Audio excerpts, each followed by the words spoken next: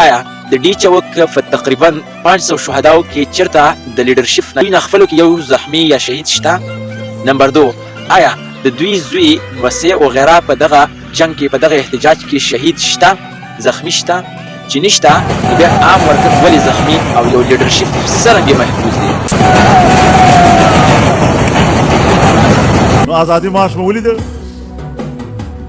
چې په یو ډز آزادۍ میدان نه تښتي ما لیدلی د رفتار د یوتیانو यहाँ पर खलक नहीं है, यहाँ पे खान साहब इख्तियार है, ये कॉल खान साहब ने दी और खान साहब ने इख्तियार दे दी, तो ये धरना जारी रहेगा। یو لیډر سپورټ کول یا د لیډر سره مینه کول دا یو فطرتي خصوصیت دی، خو د خپل لیډر په حق کې یا د خپلو مطالباتو دپاره پرامن احتجاج کول دا د یو انسان دپاره د یو شهري دپاره په ملک کې عیني حق دی. د ډي چوک خبره کومه، خو د دې نه مخکې افسوس په شهداو نه د پښتنو په اتفاق او په یو بل پورې په خپلو شهیدانو وروڼو پورې په مسخره په پوسټونه کولو باندې.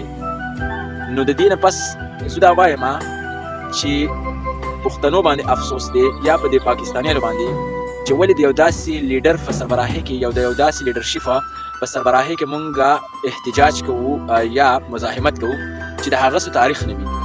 نمبر 2 یا ولې داسې لیډرشپ مونږ سلیکټ کوو چې په هغه باندې یا د هغه باندې زمونږ اعتماد وي. خبره کوم د ډي چوک د شهداو. دویم نمبر پوینټس دا چې آیا د ډي چوک په تقریبا 500 شهداو کې چیرته د لیډرشپ نه یو شته؟ مثلا علي امین ګنډافور یا چې کوم د پی ټی آی نوی چیرمن دی یا اسد قیصر او داسې یو شمېر نور، د دوی نه خپلو کې یو زخمی یا شهید شته؟ نمبر 2 آیا د دوی زوی وسیع او غیره په دغه جنگ کې په دغه احتجاج کې شهید شته زخمی شته؟ چې نشته نو بیا عام ورکر ولې زخمی او یو لیډرشپ څرنګه محفوظ دی؟